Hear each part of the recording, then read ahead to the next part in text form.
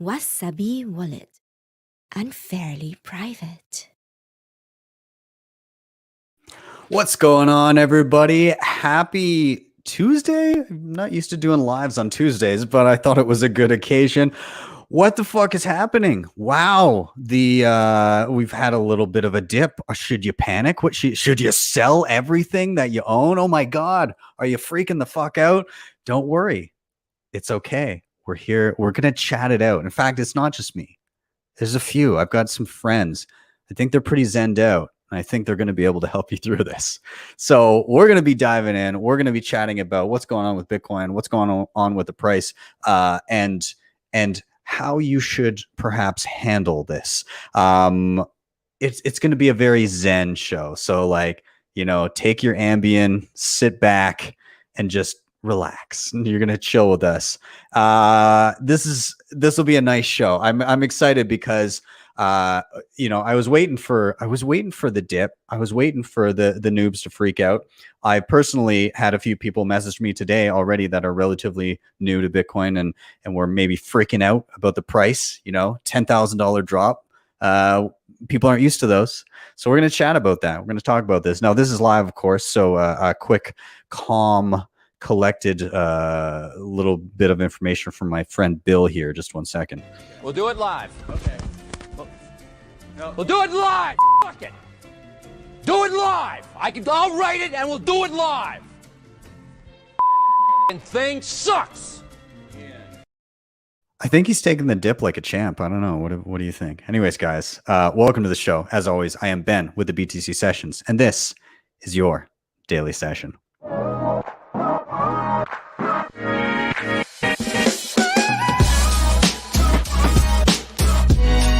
Hodl the Bitcoin.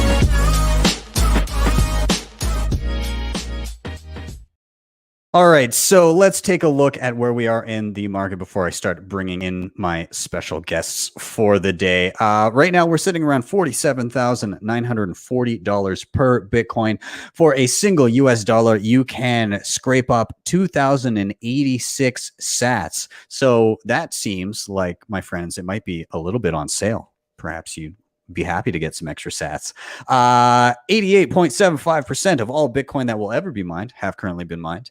And as far as fees go, lots of fees, lots of Bitcoin zooming around. 165 sats per byte for the next block. If you're willing to wait an hour, it only really drops it down to 127. So if you're looking to do some quick and fast transactions, maybe look into Lightning. I have tons of tutorials around that kind of stuff. And of course, before we bring in the panelists and get chatting about this downwards action that we've seen in the past 24 hours.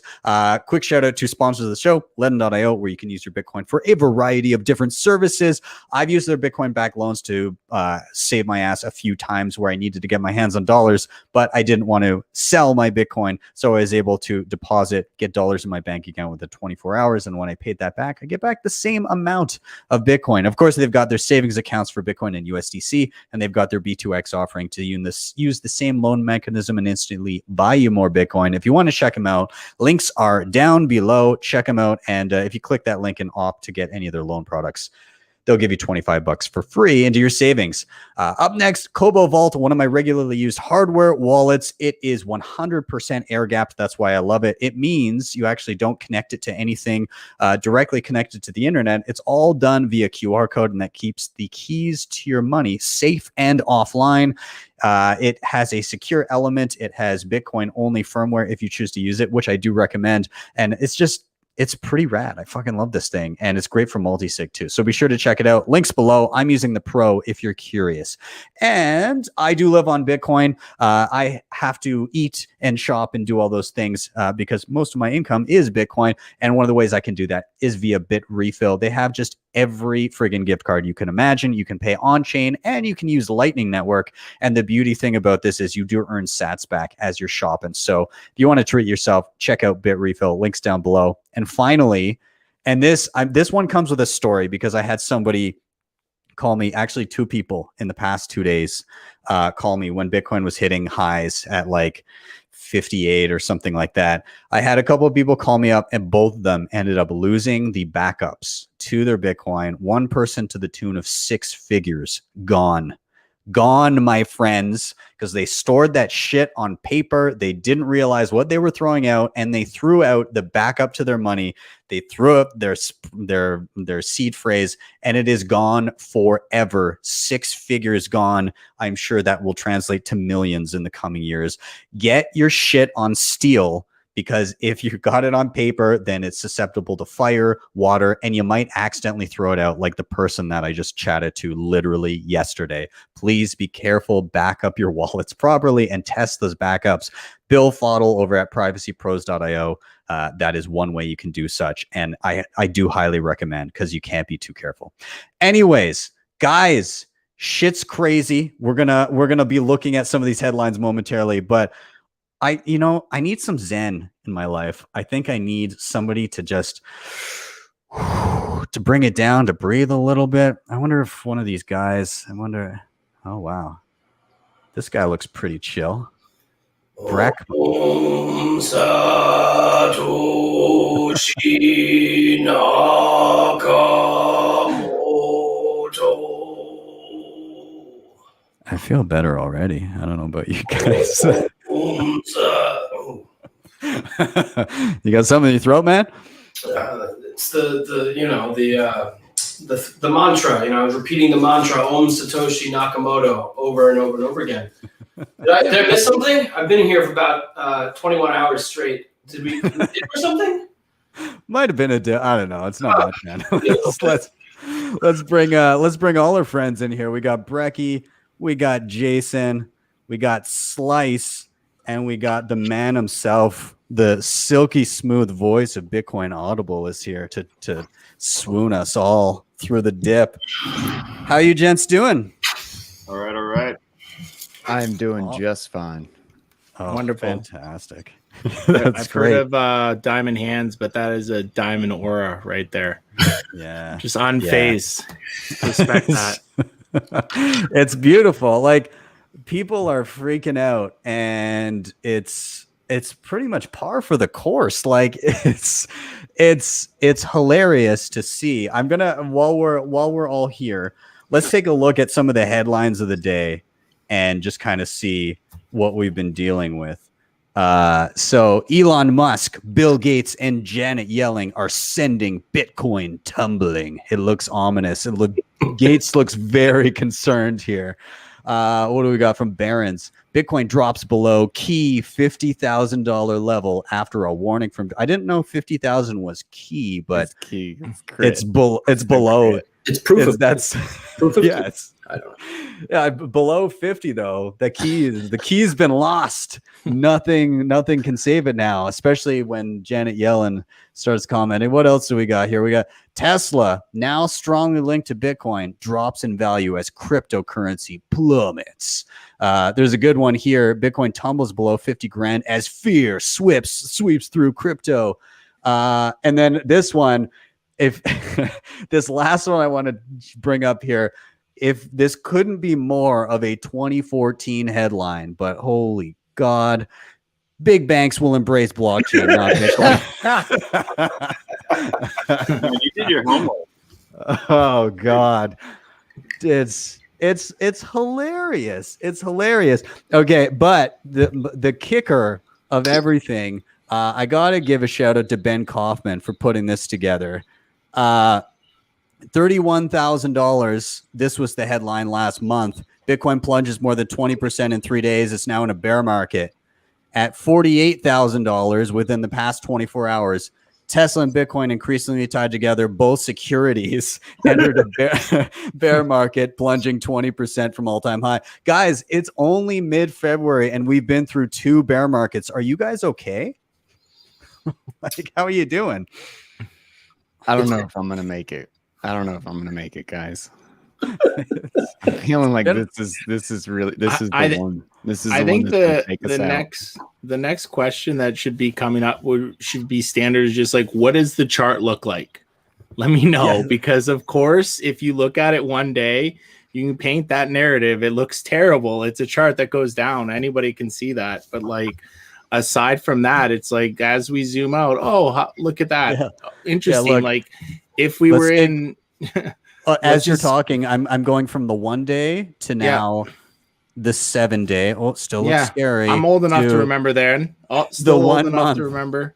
There's the 1 month. Oh, that's not so bad. Here's the year to date, and here's the 1 year. Guys, chill the fuck out, guys. Like, we had a pandemic last year. I think this year so far for Bitcoin and just in general has been pretty good. Like, let's not get ahead of ourselves here. It's true. Oh my God, it's crazy. Like, we're doing okay. I think we're doing okay. Has anybody seen the Yellen stuff lately? I like Guy Swan. Did you see her little reiteration of her stance on Bitcoin as of late? No, I read I had like a handful of excerpts from it, but I didn't actually watch. I didn't see where exactly it was from, but none of it was all that surprising. I'll read here. She said, "People should beware. It can be extremely volatile, and I do worry about potential losses that investors could suffer. Highly speculative. Just the same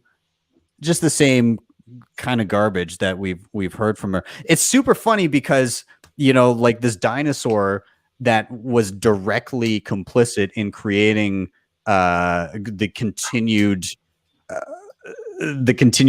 perpetuation of the system that created the necessity for Bitcoin to be created in the first place, is now commenting on her replacement. It's I don't know. It's so ironic. She's worried about our potential losses for investors. What about the potential losses for people who just hold dollars for 30 years? That's cool. That's fine. You can just take away our savings year after year after year. No problem. Yeah, it's I don't know. Slice, I was cutting you off there. Go ahead. No, I didn't know if that was new from today or if that was from the press conference or whatever it was yesterday that happened. Yesterday. People are assuming that her press conference, well, they're trying to draw any correlation that they can. So Yellen just happens to be one of the things that they're talking about. She doesn't like Bitcoin. Oh my God, the market's reacting. I'm shocked. I am completely taken aback. I just knew she was going to embrace it and that we were going to be on a Bitcoin standard in like a week at the latest. Well, that's why we're all here, right? Isn't it? This has really thrown me for just. It's been such an easy ride. What do we do now? Yeah, Guy, I see. Do you want me to share that screen that you have queued up there? Yeah. It was actually in response to that exact the exact tweet. I was like, I got to throw this together. I made a little GIF this morning. Oh, that's so great, Guy. I haven't seen this sarcastic side of you before. I like it. That's so fantastic, so great. Let's look at it's worth looking historically because there's probably some noobs on here. We've got like 170 people watching right now. So by the way, smash that like button, give this a share. Thanks for joining us. I hope you're not too panicked. I hope you're doing okay because there's really no reason to worry. I want to show you guys something here. This is like a zoomed out snapshot of the previous bull run from the halving into like the bull in the beginning of the bear of 2018. So, and it's not super zoomed, but you get the point. There were six or seven big pullbacks of around 38%, depending on what point in the year. And then it just kept on ripping. Like this is pretty par for the course. When you see a pullback, we just blew through 50K and kept sailing all the way up to 58. Of course, there's going to be a pullback, but it's just the weak hands and the people that don't have the conviction to hold. Like if the people that have been around that sat through the last, few years, they're not selling because it went from 58 to 48. Are you fucking kidding me? It's the people that they don't have the experience. And I had a friend over just the other night, and we were talking about it. And it's his first full cycle. He's just getting to the point where he's completing a full 4-year cycle. He started joining in right after the peak of the 2017 run. So like January of 2018. And he started kind of buying in then. And he rode out the entire bear market and he kept on stacking through it all, which I'm super impressed by. And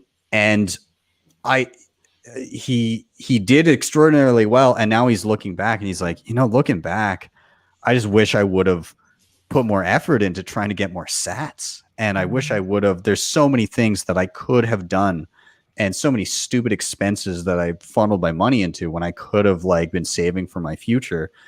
And I'm like, yeah, but you hadn't been around the block. Of course, you're going to have that initial reaction. That's why, we laugh at this, but like, we shouldn't diminish the fact that there's a bunch of newcomers here that are going to be looking at this and genuinely panicking. They're, I saw a post today from somebody who was in stonks on Twitter, and they had like $1,000 in an account and it had dropped down to 900. So the person lost like $100 or something today and was actually scared. But that's the thing, people just getting started grabbing some Bitcoin and they put in a few $100 and they see it drop, like, they got $1,000 sitting there and they see it drop down to 800. They're probably going to panic a little bit because they've never dealt with stuff like that before. So I don't know. Let's go down the line and see if we can offer some words of wisdom, some words of advice down the line. Maybe like Breck, like you've been around the block, you've experienced this a lot, and you're actively educating people. What are your conversation points when somebody comes to you at a time like now and they're panicking? Like, what do you say to them? I mean, the thing is, panicking never helps in any situation, whether it's Bitcoin, whether it's in life. Panicking just doesn't help, right? And I know that's not something good to say in the moment. It's hard, it's difficult to kind of get beyond the panic. But take a couple breaths, go meditate, do something, get beyond that initial panic stage, and then say to yourself, what should I be doing? Is this actually a moment when I should be panicking? Or is it a moment where you're realizing, shit, I just bought something that I don't understand. Maybe it's time for me to really do some learning and then dive back in. I bought right at the top. My very first buy was at the top in 2013, and then we crashed. And I didn't sell because, I still had long-term conviction. I didn't understand what Bitcoin was, but I said to myself, look, if I sell now, well, then I'm definitely not getting any upside. So what's the point? Sit, learn, move on. Like it's a difficult moment, right? It always is. But what's that famous quote? Satoshi, give me the strength to change what I can, and Satoshi, give me the grace to accept what I cannot change.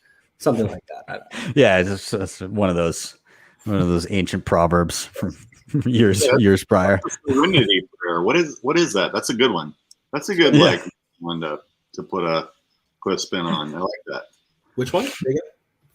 Oh, I don't know what you were just calling. Whatever you were just trying to say, Brecky. I'm pretty sure it's the Serenity prayer. If somebody looked that up, it's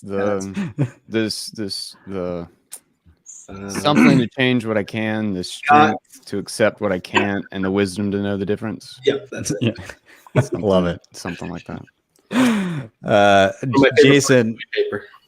Yeah, Jason. Have you had anybody reaching out, texting you? Any signs of panic in your circles? And if so, what have you been saying to people? Well, I've had kind of both ends, really. Ironically, I had a friend who before the weekend was getting ready to purchase an entire Bitcoin, and today and yesterday was essentially not able to get a hold of who he's trying to get a hold of, because obviously it took a hit.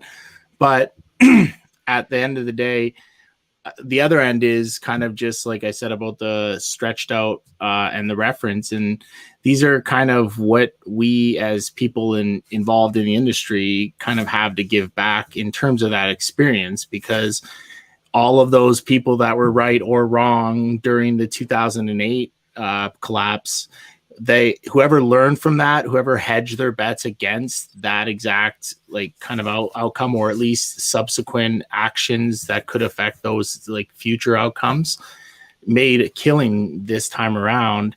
And I saw somebody talk about people that don't have a plan, and like it not necessarily even a jotted down plan, but it's like if we're heading towards somewhere. And so with looking at that full chart, it's really like we're just getting started, and there's so much now going on that it's like, I don't know. I mentally, I guess, feel like exactly how Brecky was when he's just sitting there and meditating. Like it's just it's water off my back, but it's I guess people like us that can kind of make that reference, because I don't know, for whatever reason, when I look back at the now December 17 and downwards, that felt a lot worse, I guess, emotionally than whatever dips we've felt leading up to where we're at right now. I don't know if we're just weathered, but I just know that I almost for a year or so, I almost didn't want to talk about Bitcoin because it was like embarrassing after that run. But now there's case uses out there that are just can't even count them, and they're translating into results. So it's something that I think we're all kind of just sitting back now watching, because we've, yourself included, like just see you see a daily working and doing what it should be doing. So you're not concerned. Well, yeah, it's hard to, and I'll pass it to Guy here. It's hard to ignore history. It's hard to ignore a 12-year track record and it flying in the face of what everybody has said for this, you know, and yeah, there's a degree of Lindy to that. But just the fact that it continues to function regardless of what the market sentiment is, there's something to be said for that. So I don't know if you have thoughts. Wouldn't that suck if Bitcoin, sorry to interrupt, but like imagine if the market goes down and then Bitcoin stops producing blocks. Like obviously it doesn't work that way, but that's the whole point. You know, Bitcoin works. It keeps going. Yeah. Nothing has changed on the other side. Bitcoin does its thing. I guess I've been around for a few of these.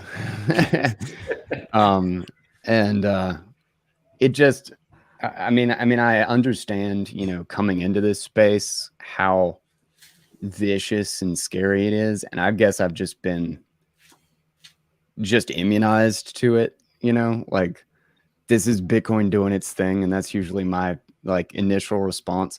Like to become a Bitcoiner, you got to get your hold the blood badge and your bear market badge. And this is kind of the, you know, the bloody dip moment for somebody who just got in at 57,000. So if I get a friend or whatever who hits me up and be like, oh my God, what do I do? I usually first respond with like, I'll buy like $100 to $200 worth, and then send them a screenshot and be like, dude, we're fine. Don't worry about it. I'm not freaking out. Like take the opportunity if you got a little bit extra, otherwise just hang on to it. Like I always position this as a long-term investment, and it's specifically for this reason. Like it's going to be messy in the middle. Like absolutely nothing has changed. And even the headlines and the stupid articles and stuff, they've been saying the same shit since 2011 or 2013 when they started making headlines. It just, I mean, this isn't even all that bad. Like, you know, we usually have like 40% ish drawdowns. This is like 20, you know, like we could kind of go all the way back down to 40 or 38 or something, maybe. I mean, that'd be nice, actually. Great. Like, because that's kind of where the Bollinger Bands are. We got, God, I mean, well, there are a lot of people I got a little bit of dry powder. I could scoop some up. There were a lot of people that were pissed when Elon made those tweets and subsequent, you know, Clubhouse interview X, Y, and Z, and then when they came out with the Bitcoin purchase. But like, sorry, as they continue to produce more and more coins, these purchases are coming up and these fluctuations happen. But like also like we got to also talk about the fact that all of this money is also being printed right now or the last couple months, years, and whatever, I guess, in terms of we've learned in the past in terms of bubbles, like there's no denying that they're just like throwing money onto these fires that are happening right now in the States, particularly. But I know Canada's no better. And so it's like, I don't know. For me, I'm just kind of, it's interesting how this dip happened, but I'm still waiting for, it's like, that's not what I think is going to happen. There's going to be, it's going to be worse than that. And I don't know what's going to happen, but I know my money's on Bitcoin. Yeah. I mean, it's like, to your point, nothing has changed in a macroeconomic sense that makes Bitcoin relevant, right? Like it's, there's still money printer going burr to the tune of like there's still, I don't know if it's officially, is the stimulus, the 1.9 trill, is that approved now? Is that going forward? It's so hard to tell. They'll probably add another trillion of subsidies and foreign funding before they do it. It's happening, and then there's a stimulus, and then there's like it's not, and then there's another trillion happening behind that, and it's like it's so hard to tell what's going on. Yeah. It's funny with People the numbers don't too, think like about how retarded those numbers are. Yeah. Like it's just rolling off. It's another trillion. I think we'll have another trillion next month. And there's no false, there's no false starts. 5 countries. Just like You this can't is help. an Yeah. astronomical amount of money. This number is so stupid, like and unimaginable. Let's try to count to a trillion. I'm sorry. If Bitcoin goes up 30,000, it's going to come back down 15. Like it just has to. Like, you know, if you throw a ball up in the air, it's gonna like it's on a rubber band, man. There's only so much that it can move up before it has to take a break, and before all the people who bought it and don't understand it and don't get the fundamentals and don't know how to compare it to fiat, they just think they're going to make a little bit extra dollars at the end of this. When people who like really get this thing, they're like, I don't, God forbid I ever have to hold dollars again. You know, like this is about an exit. This is about an exit. And the more times we have these little corrections, the better it is. I kind of get nervous when stuff is going really well. Like when stuff is breaking and everybody's crying doom and gloom, and we get DDoSed on Tor or whatever. Those are the times when I kind of get, okay, like where everything's as it should be. Everybody properly hates Bitcoin. It's when things are going well that I get a little bit nervous, because Bitcoin is anti-fragile. If we don't have stressors, we're not producing a strong thing. And in that same sense, we've got a flood of people who are coming from the legacy system, and no offense to the noobs, but the legacy system produces the weakest, most pathetic hands that there are. It literally breeds an atmosphere of the government should come in and save us every single time there's a little bit of a shake.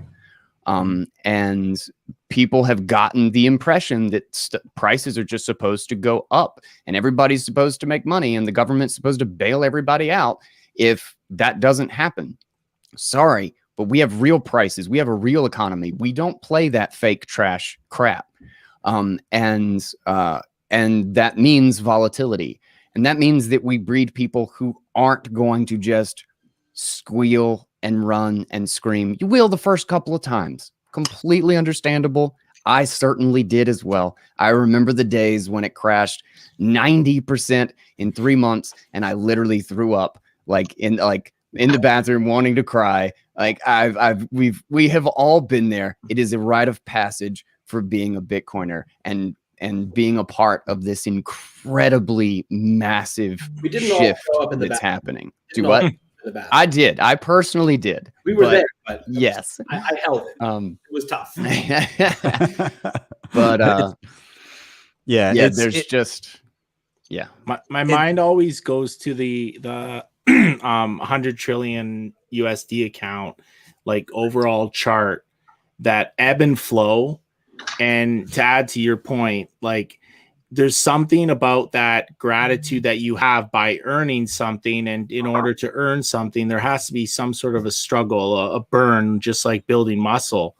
But at the same time, like it just wouldn't be right. Not necessarily, like I'm sure it could just go up or go wherever, but that ebb and flow in terms of the adoption, the way we're able to now, I guess, talk about all of these projects compared to 3 years ago when things were kind of peaked, stagnant, and then went back down. That's where I think it's kind of different now, I guess, where there's all these now opportunities, and it's pretty crazy. And there's no resentment, I guess, in the sense. It's just, to me, I think it's a lot more looking forward versus years ago. You were talking like even crashing 90%. It's like, well, it could, but there's all of these companies now that have it on their balance sheets that have acquired it at that cost. It's out there in the open. So that's kind of a lot more reassuring than when something like this happens. And, you're now next week, you're going to hear about another country that adopts it. And all of a sudden, boom, the race is back on, and one Bitcoin still equals one Bitcoin. It's just that, like I said, the ebb and flow. In the terms of the fundamentals, like the market that Bitcoin has kind of now finally dipped its toe in, like the true treasury reserve asset market, the on the cusp of the Bitcoin as an infrastructure layer for the financial system. Like we are just opening the window on that with Strike and NYDIG and these other systems. You need the volatility to bring in the liquidity and the volume to actually kick this thing off. Like I have never been you actually had to wonder back in 2013, is this thing gonna die? Like you had to really think about it. Like as far as is this going to grow, and is this going to be is this going to be here in 5 weeks or 6 months? It's an absolute no-brainer. This is the easiest bet that ever was, and it gets easier every single day. The fear of seeing these red candles is just, it's almost universally a lack of knowledge. It's just a lack of information. You fear what you don't know. You're not sure. You don't have a broad picture of where this thing is going, or a solid understanding of why it matters and really the underlying problem that it's solving. So just read, just explore, just learn, take it as an opportunity. As stress is a great motivator to figure out why it is that you don't understand something, or what it is that you don't know or you're not sure about. Like it was for me, after I was done throwing up, I that was basically what it is. I was I'm here, wanting to cry and curl up and sit in the corner of my room, because I realized I don't really know what I got into. I kind of bought in on a pipe dream, and I just kind of have a vague idea of what this thing is. So let me learn. Let me see if I can kill the thing. Let me see if does this really have long-term potential? Am I just buying a pipe dream here? And so I started reading, started getting everything I could, get my hands on everything I could get my hands on, and learning everything I could about it. And the more I learned, the easier it got. It was just, all of these red candles are just, you got to mix up the colors a little bit, if it's all green, it just becomes, it's just the same thing over and over and over again. You got to mix it up. You got to mix it up. You can change the colors in trading view, make them yellow, blue. Oh, that's a good idea. Yeah. Make them both green, different shades of green. Yeah. Be an optimist no matter what. It's all good. Stocks only go up. It's to what you were saying, Guy. It's so true. The more you understand Bitcoin, the less you are concerned, because if you approach it from the perspective of what is Bitcoin trying to do and what's necessary for it to do, or what's necessary in order for it to achieve that, and you just kind of have that set of criteria as you understand it.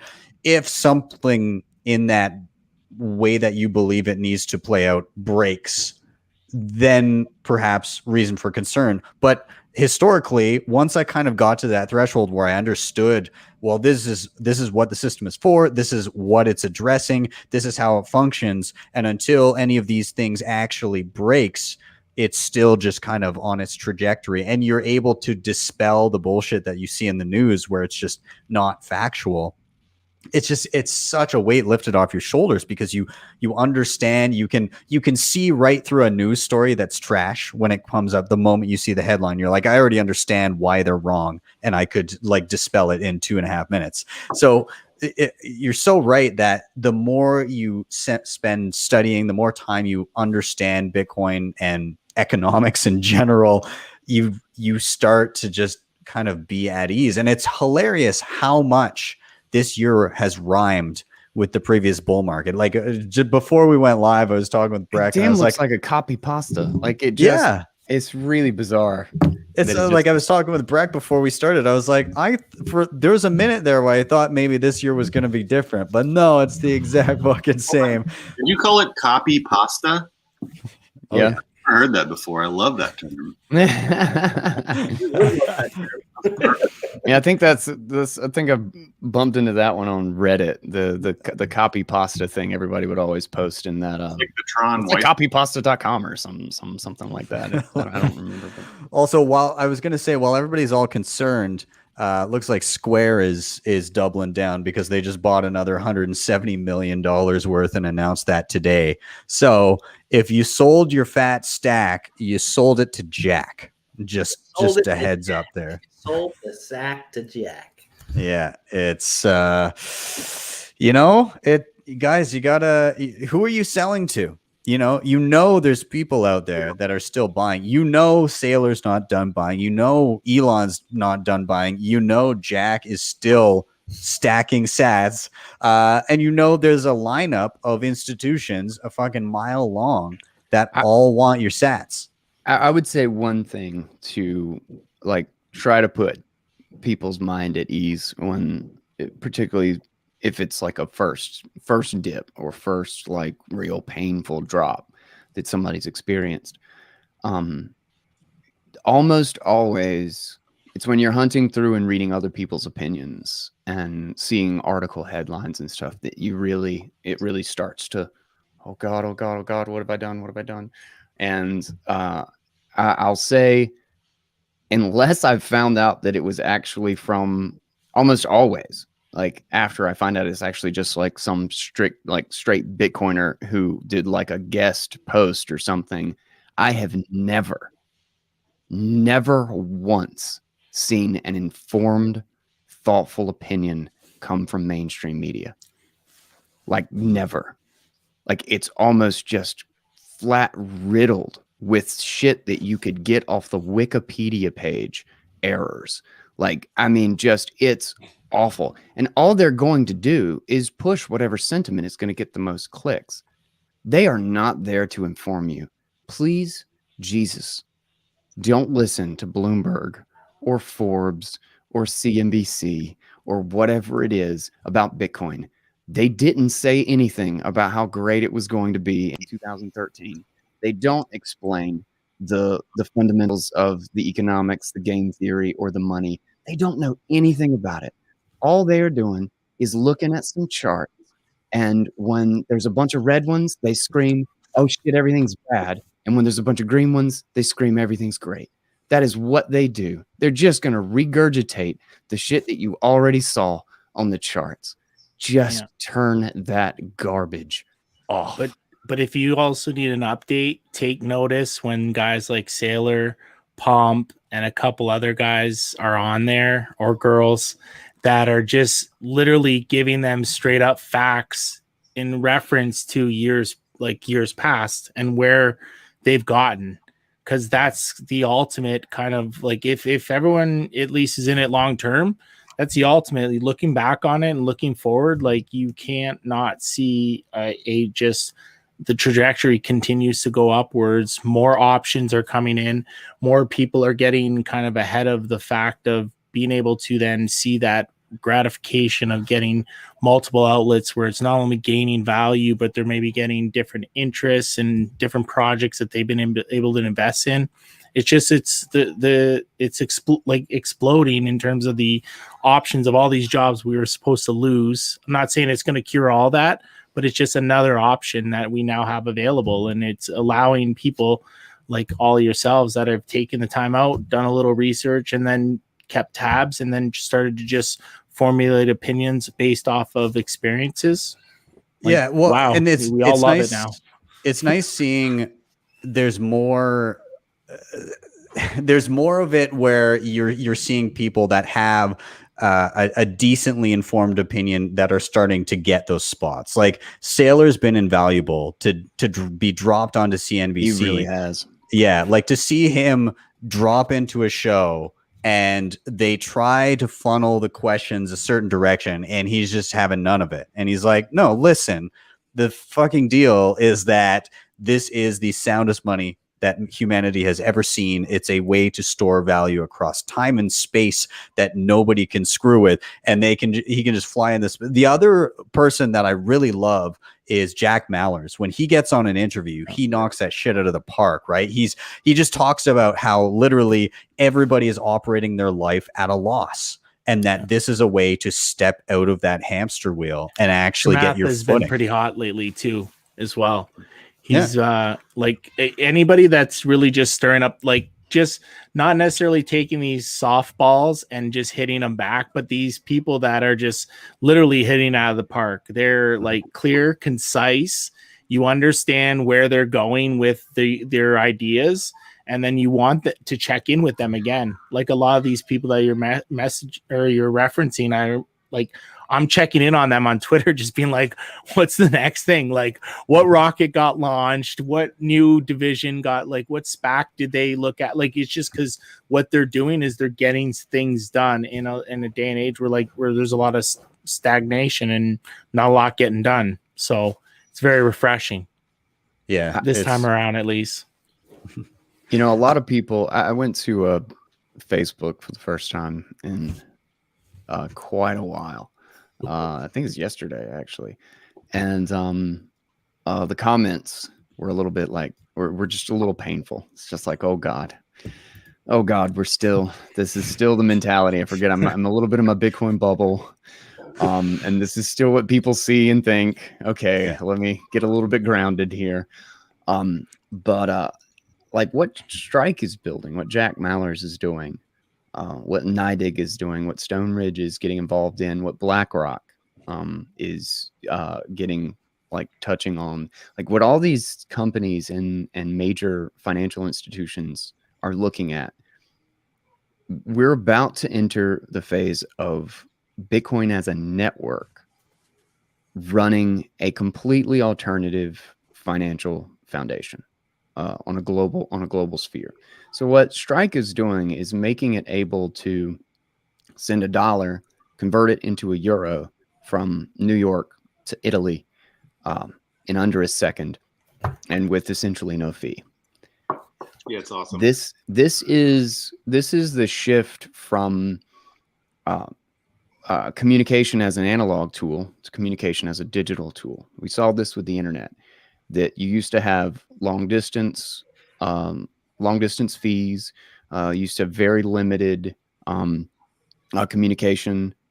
You had very limited time that you could talk, like all of this stuff. And then slowly the back end, you're still using your analog phone, but the back end switched to packet switching. And it became, the infrastructure itself became the internet. Even the people who weren't using the internet were using the internet. Mm-hmm. And suddenly they didn't think about it. They didn't know why, but their long distance fees went away. Suddenly they could call Mexico. Suddenly they could call the European Union. They didn't have to have a different package. They didn't pay by the minute. You just pick up the phone and you called. And that wasn't the case for a really long time. This is the phase where money switches from analog to digital. Remittance fees are going to go away. Money transfer, 3 to 5 business days are going to go away. Forex market trades are going to go away. All of this is going to fall away as Bitcoin, the protocol, finally realizes what market potential it actually has. And Strike is literally a drop in the bucket that is just starting the flood. Mm-hmm. This little dip is a 20% down before 1,000% up. There is no way just the realization of that capacity, which will be realized regardless of how many governments don't want it to happen, because it's an open source distributed protocol. It will happen. And the only thing that Bitcoin needs to be in order to fulfill it is a $7 trillion asset.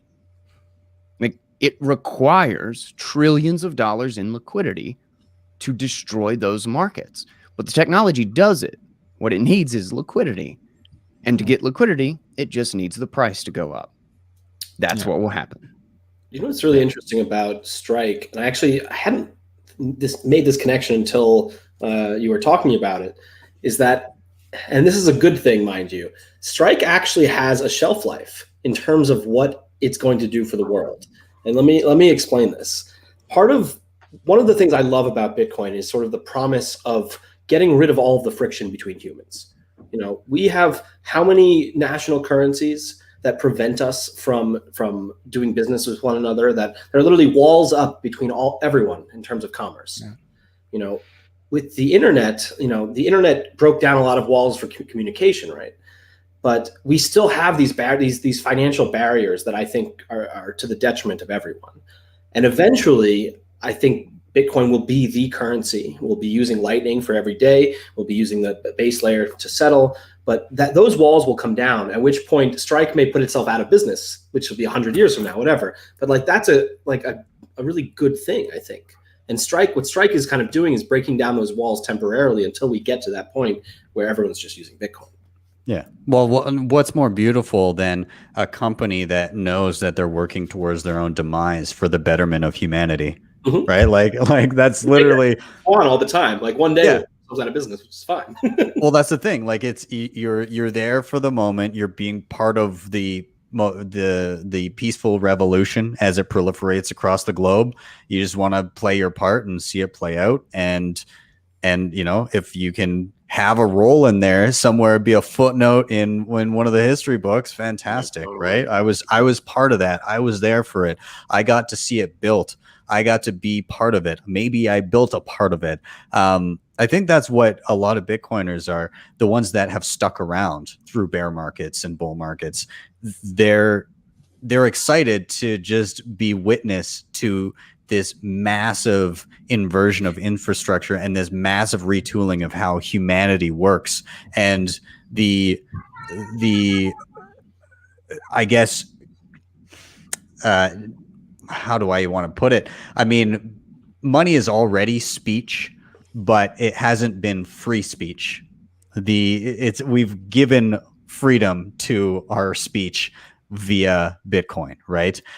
We've given the same freedom of interacting one-on-one in a local market with cash, that same level of freedom of interaction to a global world that already could communicate freely, but now can actually have economies that are truly free. And the world's just kind of grappling with that now. And that's the volatility that we're seeing. Like, you don't get from an experiment with a couple nerds on laptops and pseudonyms to a global money for everybody without some ups and downs. So, zoom the fuck out, realize where we're headed, and realize that this dip is going to look like a fluid line if you zoom out far enough.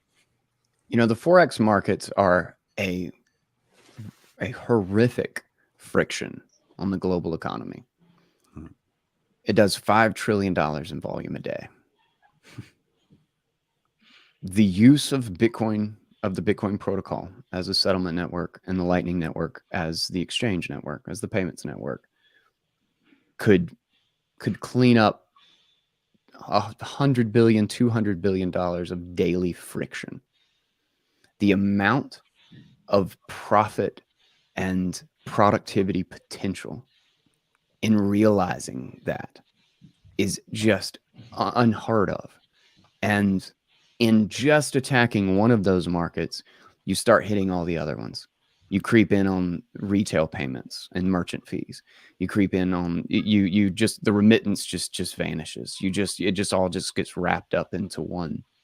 And this is an open permissionless protocol. Like what you were talking about is that like speech, like money is speech. Like that's what it is. But the problem is that in the digital world, there's no way to guarantee the monetary attributes without an authority. It's always been permissioned speech. It literally requires a keeper of the ledger.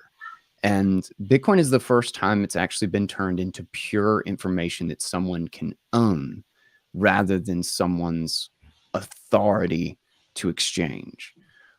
It's shifted from, as Eric Kaysen says,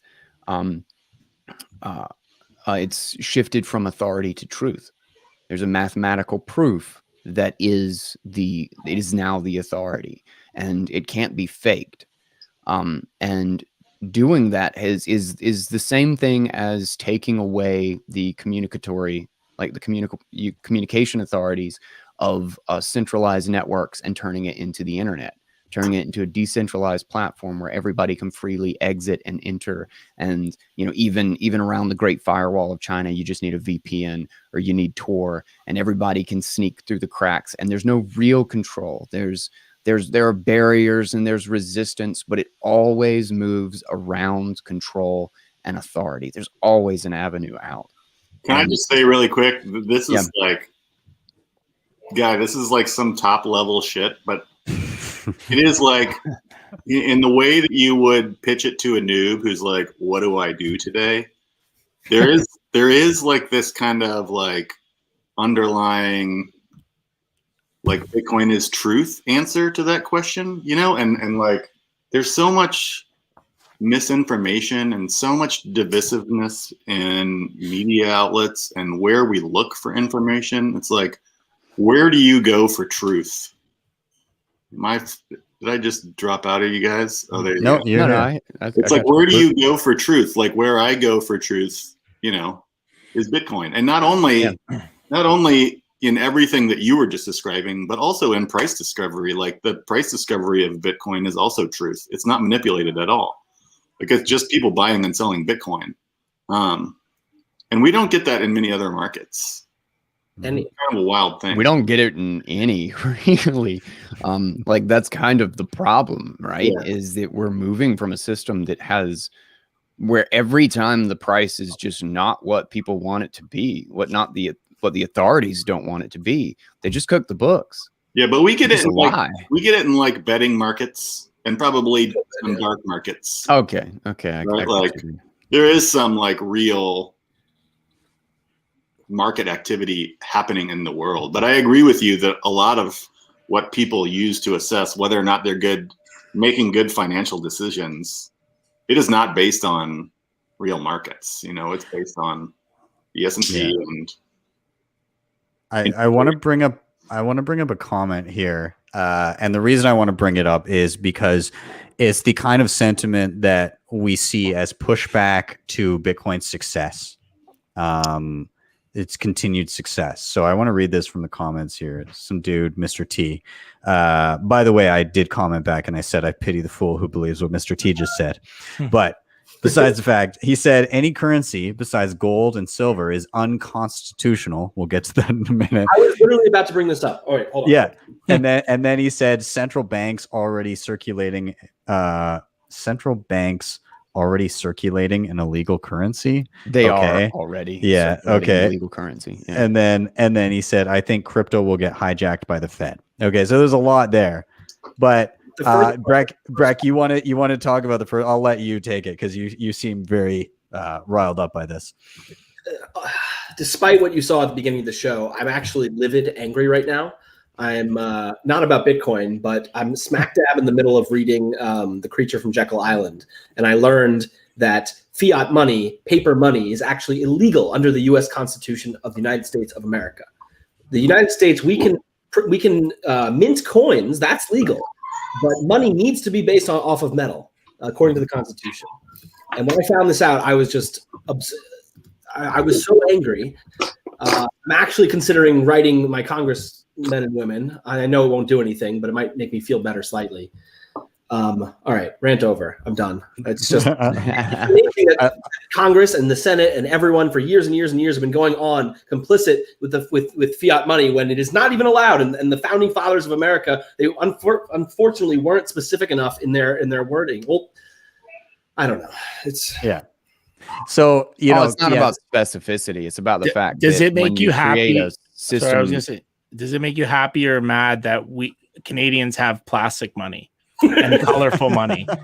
I'd love to know your. We do have lots of colors up here. I feel like that would be 2 triggers for you. You'd be like, you know what? Just leave that out of this. It's so. I mean, maybe I can go make some more. Then it'd be all right. Yeah. So to Mr. Petit's point, there's legal precedent that that the switch from gold backed to fiat was against the Constitution. Now the part about him saying, wait, I think it's not the gold backed, it's actual paper. Even gold backed paper is not legal. Really? Individuals and companies, private institutions could circulate IOUs, but the federal government is not allowed. Wow. Crazy. The thing is, like, if you compare it side by side to something, let's say that I compare all the time, which is kind of like a revolution in, like, let's say mechanics, which is I kind of look at like the 60s and some of the cars that came out that just propelled the technology into where it is now.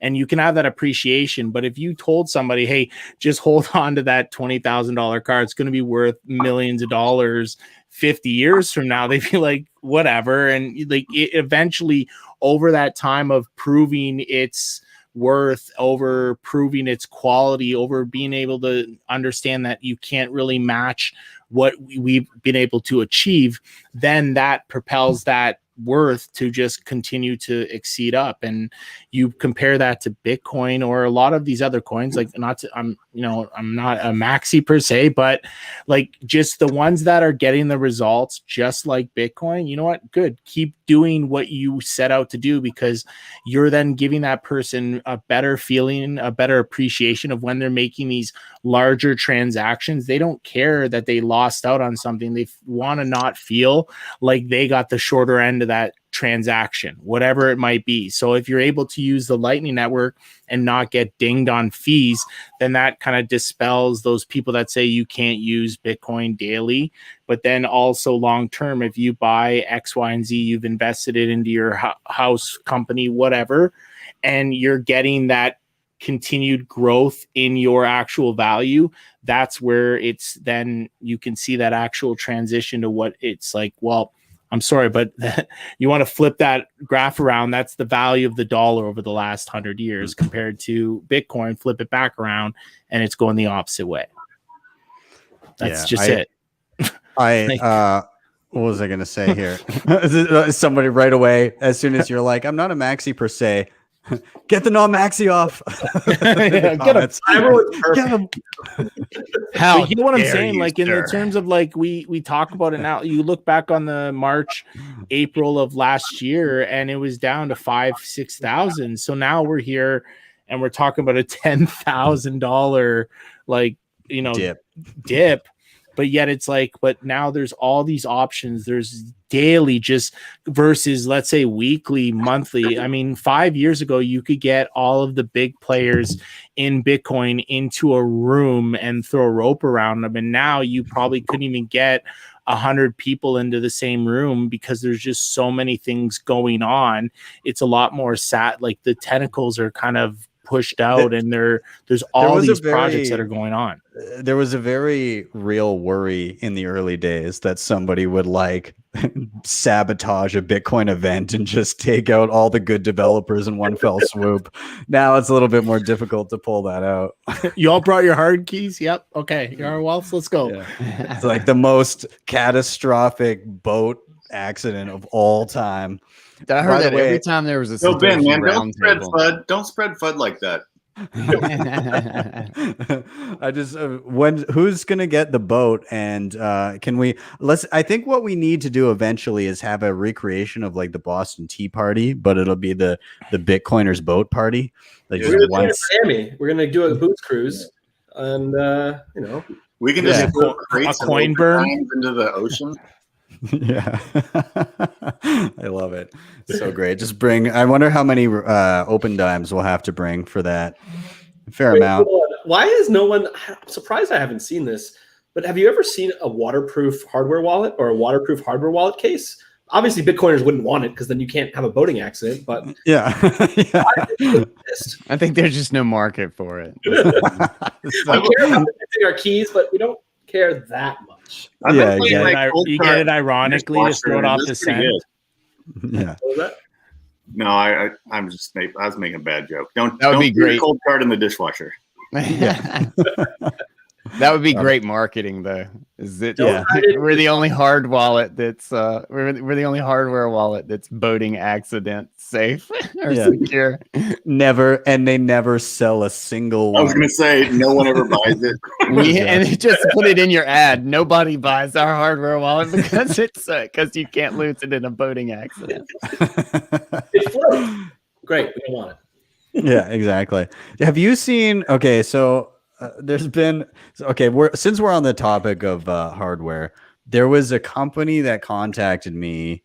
It was late last year, and their whole pitch was it was basically like a ballet wallet, but like in a necklace that you just wear around with you all the time, forever on your neck.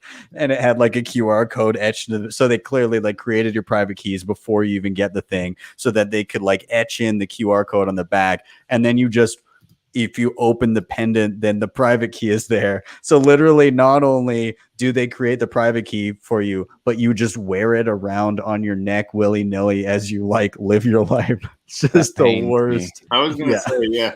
Is that malicious or are those guys just ignorant? Like, I think they're ignorant. I think it's just ignorance. I think it's just they're excited about something and they didn't learn.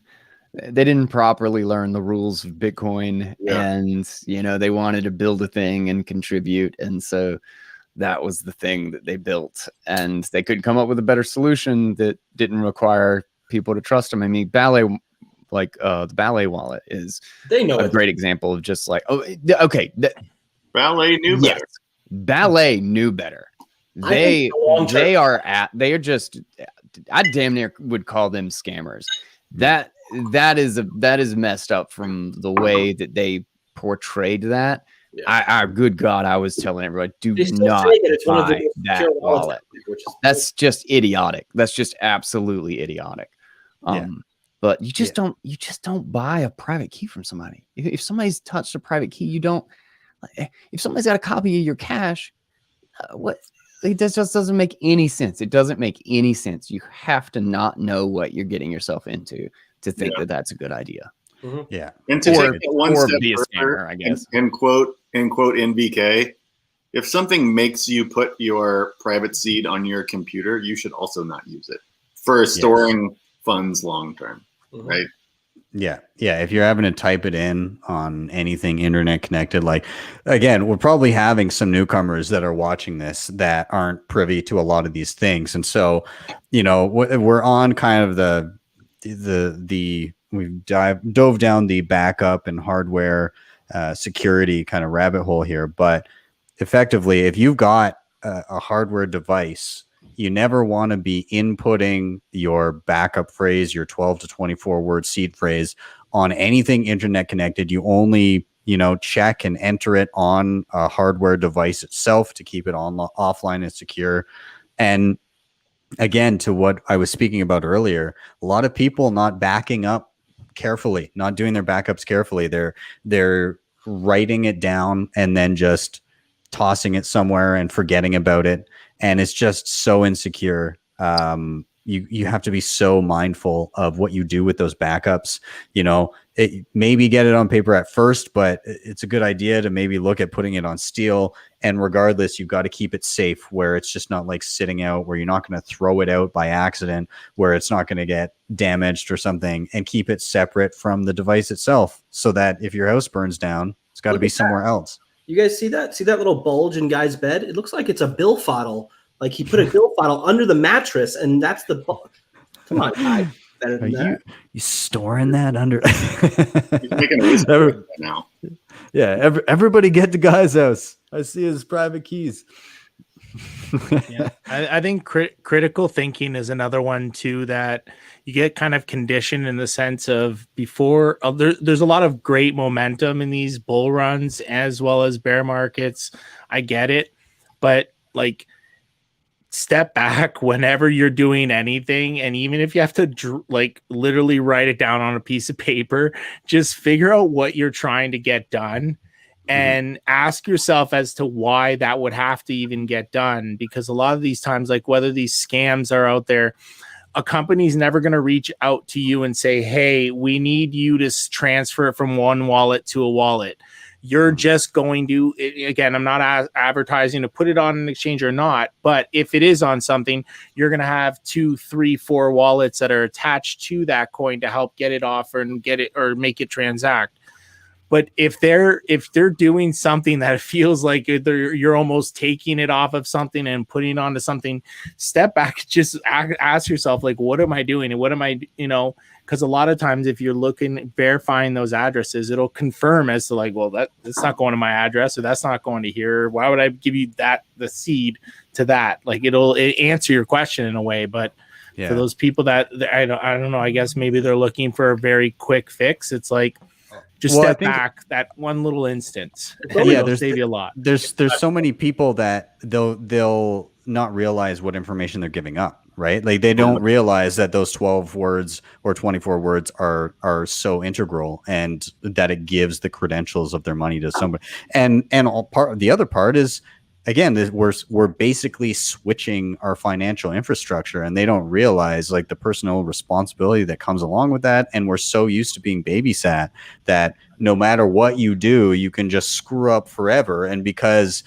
you get down to those first principles where the money can just be printed away to make up for those excuses, that's what allows for this kind of coverage of, I fucked up, and somebody call my bank and reverse the transaction. Yeah, somebody stole all my money out of my account. Yeah, well, okay, we'll just reverse that, because like really at the end of the day, there's no consequences for irresponsible behavior. It's the opposite with Bitcoin. It centers you in personal responsibility, and there's actual consequences to your actions. Yeah, the legacy system is kind of built around trying to remove responsibility as much as possible. Can I say something? This is something I think about all the time, and I think that it is like beefsteaks. I do think about beefsteaks all the time. I think that if we had like good monetary policy with the dollar, we would not have to make the decision of what to do with the dollar when we had extra ones, right? Yeah. But because we have shitty monetary policy, they force this decision on us, right? And this decision involves risk, and people are in general, we all suck at assessing risk, right? Mm-hmm. But I'm a poker player, and I kind of like believe that this is one of Nassim Taleb's good points, is like a decision does not turn out to be right or wrong. It is right or wrong in the moment that you're making it, right? And there's a probability of it working in your favor or it not. And you learn that later on. And often what we do is we mistake that decision to be a good one or a bad one. And I think you make the decision to get into Bitcoin, right? And then a price drop makes us question that decision. And it's really scary. And Guy and probably all of us were saying it earlier, like what happens is when we question that decision, what you really should do is reassess why you made that decision. And the way we do that is by learning more about Bitcoin. And when we learn more about Bitcoin, we have a lot more conviction about that decision. And over time, when we go through these cycles, that conviction just becomes more ingrained, where like you hit a point where like the most painful part about a cycle is hearing other people question their decisions to get into Bitcoin, right? And us having to say over and over again the answer, like the responses to all the headlines that you should at the beginning, Ben, which is just like all the FUD that hits us over and over and over again. Yeah. Thanks for hearing me out. Yeah. No, I love it. Things like it's hard. I was really upset a few days ago, not because of price or anything like that, but because of all that energy FUD that was flying around. And I wasn't upset about the guy. Oh God. By the guy who, I mean, I was slightly upset by the guy who started it. What I was really upset by was when I looked at all the quote tweets. When I looked at all these people, mostly people who are environmentalists too, who don't understand that Bitcoin is actually a tool in their arsenal, that Bitcoin can help them, that Bitcoin can help the world. And it bothers me that, this false information is getting out there, and, it's just going to take that much longer for some of these people to realize what Bitcoin is. So, yeah. Well, there a lot of these people are in the business of throwing money at a problem rather than using technology to solve a problem. They don't think of it the other way. So when they're sitting there, they're just like, well, what's the budget? What's the outcome? And a lot of time they fall short on those outcomes. But with this case, it's just embedding the transparency, having an actual ledger and a quantifiable amount, and then building on that amount, building on the technology subsequently that helps you day in and day out as you're flowing through your technology with that and growing, and it's giving you that exponential value back. Yeah, basically their permanent mindset is that the solution is where do we swing the stick rather than where do we put the carrot. Yeah. And that's the shift. And like I'm working on a guy's take. I've got like a big page of notes for this one. But I don't think we should defend Bitcoin. Like Bitcoin does not need a defense. Bitcoin is so much better in every possible respect. Make them defend fiat, because the implicit assumption is that fiat doesn't pollute, is that fiat doesn't have externalities or negative consequences, which is so horrifically slap me in the forehead absurd. Like it just, you don't have to defend Bitcoin. Bitcoin's energy cost is something that can actually be put in renewables. The horrific costs of the wars, of the pollution, of the waste, of the consumption of fiat, you can't make that work. It's a disaster. The fiat system is absolute hell when you're talking about securing a money. Bitcoin wins 1,000-fold, 1,000 different ways. You do not have to defend Bitcoin. Make them defend the fact that we've been at war since 1950 without breaking a sweat. We haven't taken a couple of months break barely. Why is that better than achieving consensus peacefully by running a miner for a few hours? But it just, and I can understand, drives me crazy. I could understand if 5-10 years ago, when there weren't these examples of companies. I remember listening to a podcast about kind of striving to get the 1 cent kilowatt essentially, and getting the price down as much as possible. There's working examples from I know 45-minute drive from where I live, there's a company that's taking the off-peak natural gas and converting it to Bitcoin. There's all these working examples now of getting it done. So it's very weird that some of these people that have these agendas will focus on one wrong example when there is actually a working example, to just literally be like, we're hedging our bets. So if this one is 2, 3, even 1 cent eventually per kilowatt, well, that's not what you were talking about, where there was 18 cents plus, all that carbon footprint that you were just talking about. So like shifting that based off the working results is going to, I guess, be the next kind of 5 years in time, because that's all people are going to be talking about. We're going to be, I love the idea that guy was talking about of making them defend fiat. I love the idea of shifting that narrative and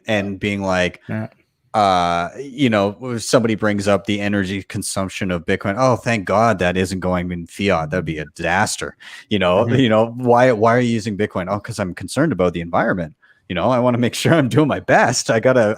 How are you going to solve this problem without Bitcoin? Are you saying that the complete political non-solution that we've been fighting over for decades, that's where you're really the incompetent politicians that can't send Americans $1,000 check without 5,700 pages of bomb making and foreign subsidies and corporate bailouts and all of this horrible crap. They're going to be the ones that solve our environmental crisis. Are you kidding me? Without Bitcoin, you have no hope. You have no solution. Your practical solution is a pipe dream on steroids. You aren't going to solve this. We actually possibly can. So good luck. Go ahead, defend it. I love the Gladstein's latest piece that came out yesterday, I think. Going to be in audio soon. Awesome. Yeah, I haven't read it yet. I won't ruin it, but the only thing I will ruin is that he uses a really great turn of phrase. I think it was the Davos-led economic. What was it again? It was the Davos. Basically, shits all over Davos and like the organization that runs the world, essentially. But it was a great turn of phrase. Yeah. 100%. So, Guy, I would say that when you say we don't have to defend Bitcoin, of all the people sitting in this room, I feel like you're the guy that defends Bitcoin the most among them.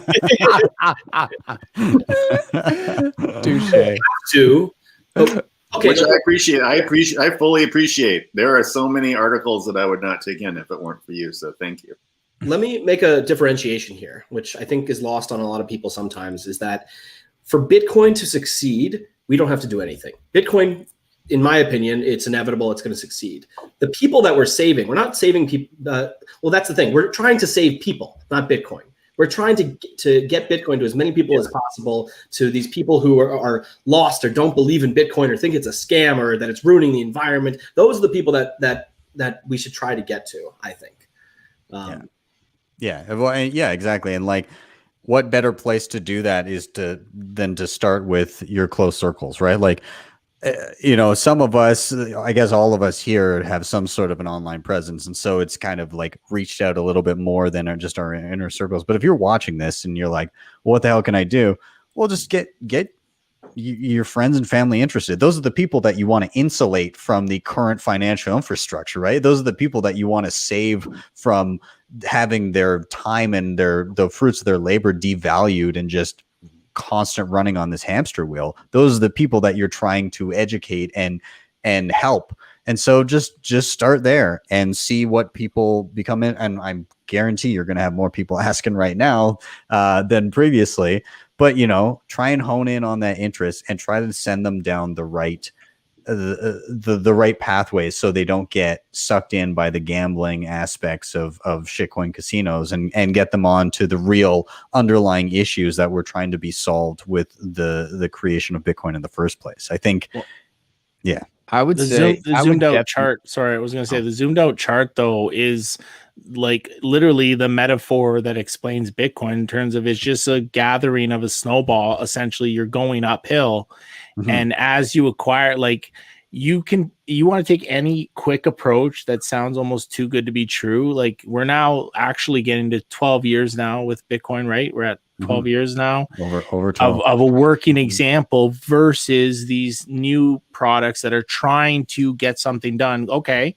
But you haven't proven yourself necessarily. So these examples that, you're going to get these quick results, they're also equally unstable and are going to kind of, part of the learning solution, by all means, be curious, look into them, but it's got to be then proven time and time again. And this is work, this was created in 2008, 2009 to solve a problem, just like a lot of these other technologies that are out there. And so once you buy into that, once you become a working example, like a lot of us are, and day in and day out or through monthly, whatever it is that we benefit from it in terms of just getting something worth more value as we see it through, it's completely opposite of what everybody else is not doing, which is just holding it into an account, getting nothing and paying their bills and not getting anything in return, unless they're really savvy, unless they're like the 1% and they're on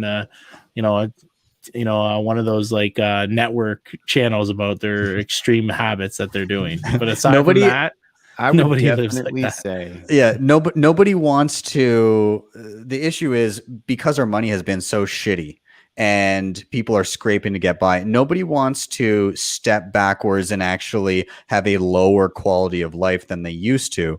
And so what they've done to maintain that quality of life is introduce mountains of debt. And so we see that in our debt culture, whereas before you'd have somebody that would, they'd save for a few years, they'd be able to purchase a house over a number of years, and it was relatively reasonable. Now people are saddled with mountains of student debt. Their homes are like 30-year mortgages that are just so insane. The valuations of the actual real estate as well. There's just, people are just buying all of the shit to try and maintain the previous standard of living. And they think that because they have the same standard of living, it's like they have the blinders on and they don't realize how much they've screwed themselves later in life or screwed their kids later in life to achieve that. When if you just simply let them, money do what it's supposed to do, instead of trying to inject these reallocations of capital, or these reallocations of what the people at the top deem should be valuable, where the value should be. If we would just step back and let the money and the free market do what it would, we just wouldn't be exposed to these kinds of problems. Like, it's so infuriating to watch. Yeah, and I think what Brecky said was really important about the displacement of the barriers, in the sense of now we have the opportunity of spending a fraction of what we have in terms of our like Bitcoin that we have, in order to make a purchase, get cash back, or get it even back in a coin, like in Bitcoin again, and being able to run that through our daily lives. Like I guess there's going to be more likely that people have these working examples versus, like, I guess it's the equivalent of these people that were able to get and stream on the internet. It was a handful 10, 20 years ago, but now, any 12-year-old with an iPod can literally get streaming online within a matter of seconds. But this is an actual value of transaction added on top of that. So it's not just easy access, but it's actually monetary value mixed into the technology. So, like it's the next level, I guess. And I don't know. It's weird that there's not an embracing of it. It's just more or less like, what are all the problems? Like, no, we're actively solving this problem, while we can then solve those other additional problems that you say are coming up, rather than, it's that weird little mentality of, I don't know, I guess like the bureaucrats that just are used to just saying, like, throwing money at the problem versus simultaneously solving the problem while bettering the technology. So I've got a problem that needs fixing. It has nothing to do with any of this, but while we've got Wastelands here, I figured I'm gonna shoot my shot. I've got some bison ribs, and there's not enough fat on them. How do I get them real soft without drying them out? Slice. Do they have much meat on them? Yeah, there's just not a heavy fat slab on top. Yeah, real the combo, but. I would definitely go with the braise, like have like a lid on there and have some sort of like trapped moisture method. Oh, I've got one of those big French ceramic Dutch oven things that go in the oven. Maybe I'll use that. Totally. Like almost exactly what I would do is like, just, I don't know. Are you adhering to any sort of like regimen right now? Like keto, yeah. I would look into just like straight up Julia Child's beef bourguignon recipe, and just apply it to that. She puts potatoes and flour in it, I think, but like just omit that stuff. All right, I'll just put a bottle of wine and a bunch of butter and throw it in the oven. Call it down. I'm so happy about the this. range you've created in this segment today, it's so great. From the Zen startup all the way to the closing. Like, it's not even an ad; it's just advice on how to cook something. I think everybody that's watching this right now was probably waiting for that part to happen so that they could start prepping dinner. It's fantastic. We're all better on so many levels. Wait, hold on. He's not done. He's not done. Critique butter. Yeah, just look at that recipe first. Like it's like I think that recipe, the Julia Child beef bourguignon recipe, everyone should make it once in their life. It's really good. I love we're getting the noobs that don't understand the correlation here. Look, I thought this is a Bitcoin session. Oh, it The is. drop off of the It viewers. is. Are just gonna go down. It The is. point is to like do something to take your mind off the price, right? Yeah, yeah. John Baker became a holder today. Yeah. Well, I think there's a lot of to like the cooking of beef within the Bitcoin community or different. I guess that that went really. I was got very steak impressed for just a little actually. while. That was You're more of not like a eating- chef versus Yeah. beef, but Well, you're not eating the industrial sludge, right? You're partaking in a quality food item as opposed to the fiat foods that you can pick up in that are so plentiful over at the corner store there. Well, Don't go. Get my fill of meat now because Bill Gates said that we should all eat synthetic meat. So Right. Yeah, I'm Yeah. not Watch doing out for that. Come and take it. I will leave this country if good. You know what? It's going to be Not only the doing that. Bitcoiners left having steak because the price of steak will go up so much, and only the hodlers from like this era will be able to afford the beef. I'm gonna have my own herd of bison on my Citadel. And about to say, I was be gonna raising say our there's own gonna be cows enough- by the time we get yeah. there. Enough ranches or citadels are going to be out there. I feel like You know, that stat that like vegans always use where it takes, X amount of acres to raise a pound of beef. It's total bullshit. It's like you can raise cattle in places you can't grow corn and soybeans, right? Like, and that's where you should be raising cattle, right? Because they can eat off that land and like essentially turn that sunlight into like delicious protein for us, right? Like, we've really screwed. Yeah, and more importantly is you need the cows. How the hell, where are you going to get the manure to grow your corn?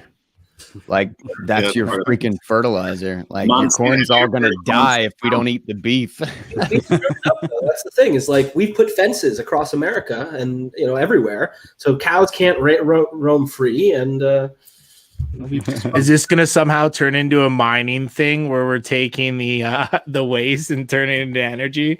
Is that where we're heading? I'm ready for this. I love all the meat comments now. All the meat, corn. We're coming full circle. It's You'll get used to the taste of synthetic beef from Bill. Everyone check your big bingo cards. You will eat nothing and you will enjoy it. Guys, You will be hungry and you will be happy. No, Benny, you're not ending the show. We're having too much fun. I'm gonna make a steak. I'm hungry. You guys Hijacked. So what we're gonna do is we'll quickly go down the line and leave one last single sentence of wisdom or a couple sentences of wisdom each, whatever you care to bestow upon the plebs watching the show. For me, I will say this is all par for the course, and use these dips to, I'm assuming you're dollar cost averaging as always, so then you don't have to worry, but use these dips to look away from news coverage and focus on your personal security. That's my tidbit there. Focus on your backups, check your backups, make sure you're secure, make sure you're doing things right, make sure you still have access to your coins, because I've seen a lot of that lately where people have lost a lot of money because they weren't careful in the beginning. So please do that now. Breck, what do you got to say for people today? What do I got? I'm just gonna do a Dalai Lama quote. Let's see what we got here. We don't need more money. We don't need greater success or fame. We don't need the perfect body or even the perfect mate. Right now, at this very moment, we have a mind, which is all the basic equipment we need to achieve happiness. Ooh, I like it. So But deep. we could all. How do we follow that? Like, I don't know, but Jason, you got to. You're up. Go. Quick. Yeah, we have to finish with Bracky though, just as a breakout cool down session of what's called. Sorry. Yeah,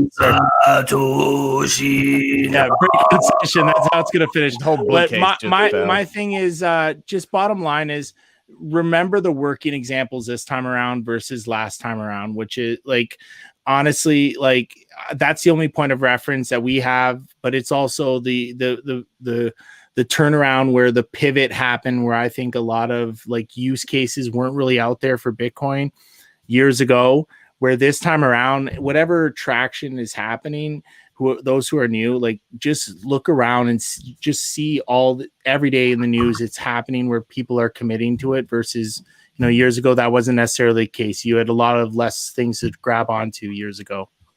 Yeah. Awesome. Love it. Yeah. Guy, what do you got for people? So I'll say two things. Is one, for like all the Bitcoiners who have been through, the rallies and the crashes, is focus local. Focus on your trusted circles. I'm very proud to say that genuinely every single person in my close friends and family circle is allocated. And that took a long time, and it took many, many planting of seeds and sparks and all sorts of things over a very, very long period. But everybody is fine. Nobody's worried about the crash. Everybody's got a stash. Everybody's got a little piece of it. That you can make all the difference in the world by being the Bitcoiner for your group. And that's where you're going to have the greatest return. That's where you're going to have the greatest impact, because there's people who already trust and know you. So if you're a Bitcoiner, be that. That's where your top focus should be. Now, if you're new and you're having to deal with the red candles, enjoy them. Enjoy them. The bull markets are kind of exhausting. There's a lot to be really thankful about with red candles.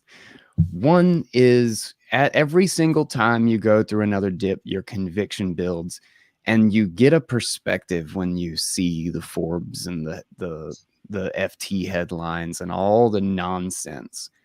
Like, you get this, you start to see things a lot clearer every single time this happens.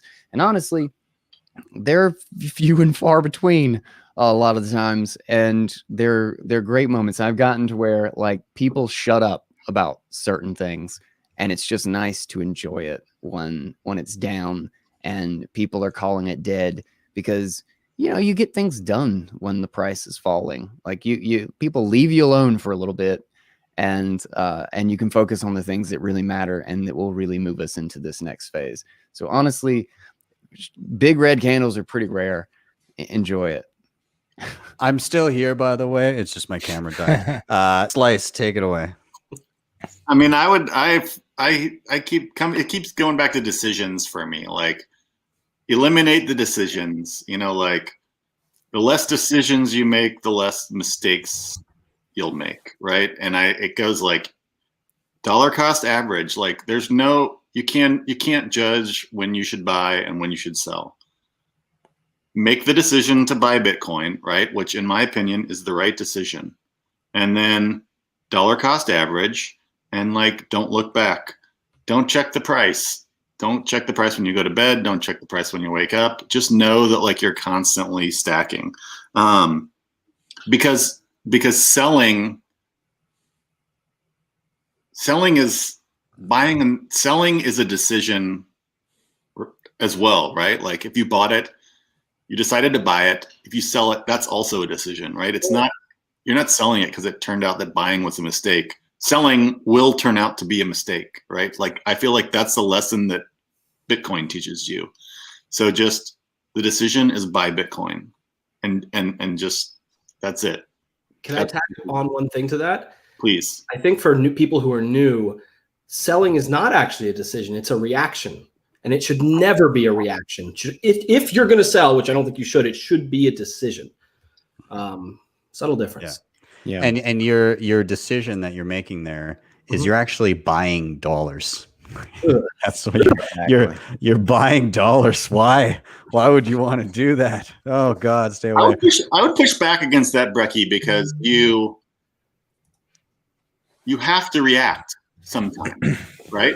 More like an instinctive reaction. Yeah, like, I'm not, a thoughtful reaction is different than a gut. You just do it without thinking about it, right? Sure. Like, yeah, but that's what I think it is. It becomes like a reaction, becomes like a what's the word I'm looking for? Like an involuntary. you're conditioned to do it a certain way, maybe. Yeah. It's like going through Navy SEALs training, right? Like you get all these muscle memory, instant reactions. Well, my reaction to like a red candle is like to laugh, like I'm just the opposite way. Yeah, I'm not gonna lie. I am not a price checker, but I was looking at the price last night when I fucking rolled over in bed this morning at like 5:30. I opened my phone for some reason because I was like trying to figure out what the time was, and I saw that it was 45, and I was like, oh, I gotta get out of bed and stack. Fucking god damn it! I pulled back to sleep. I had to like wake up and go downstairs and like make coffee and like crack open the computer and just start. Do I have anything to sell? Seriously, Do I need to?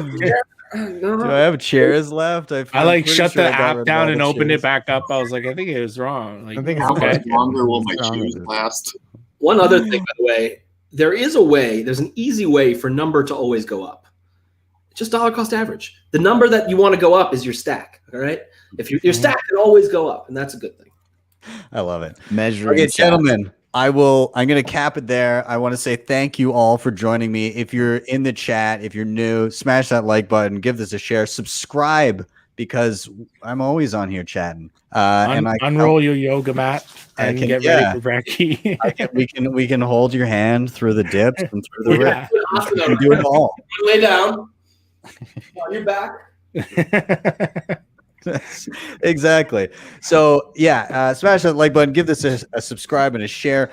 Gentlemen, thank you for spending the afternoon into the evening with me, depending on where you are. I appreciate your time. I'm glad that we can all just chill and kind of relax through the dip and appreciate it for what it is. If you're worried, I hope you're no longer worried. I hope this was a nice little Zen session of fun for you guys. I am going to just once down the line, let people know where they can find you. Breck, where can people find you? I'm on Twitter at BVBTC or on Clubhouse most days of the week. Yes. Awesome. Yes. Clubhouse. That's been a new time vampire for me. Jason, where can people find you? Both Twitter and LinkedIn, but Twitter's easy, and definitely lurking around in Clubhouse as well, learning a lot and having some good laughs on there. And it's part of my daily balance. Awesome. Guy, take it away. Yeah. You can get all my social media on Guy Swan, and that's Swan with 2 N's. So it's like the bird with an extra N.com. And I'm on Twitter, and check out both my podcasts. I got the popular Bitcoin Audible and Shitcoin Insider, the more recent show that's my little guilty pleasure of picking on all the worst projects in the space. Low hanging fruit. Yeah, that's great. Slice, where can people find you? I'm just Away Slice on Twitter. Hit me up. Ben, thank you for having us all. This was awesome. Yes. Yeah. Absolutely. No worries. I had a good time. I'm going to cut your guys' audio and video. Feel free to bounce, but if you stick around, I'll say a quick goodbye after we go offline. Thank you, gents. And everybody watching once again, thank you so much for joining me. It's always nice to spend a day with you guys and chat about Bitcoin, whatever direction it's going. It was a good time. If you're here on YouTube, please do hit like, subscribe, share. All of those things help so much. It gets us in front of way more people. And you've been doing it because I can see more people watching these days. So thank you for that. If you want to help out the show in another way, you can hit up the previously mentioned sponsors down below. That is LEDN, that is Cobo, that is Bitrefill, and that is privacypros.io. And if you really liked what you saw, if you want to send some appreciation my way, you can hit me up with a Bitcoin Lightning Network tip at my tippin.me page. That is tippin.me/@BTC sessions. With that, I'm out. Have yourselves a wonderful day, a wonderful evening, wherever you may be. And I will see you next time for your daily session.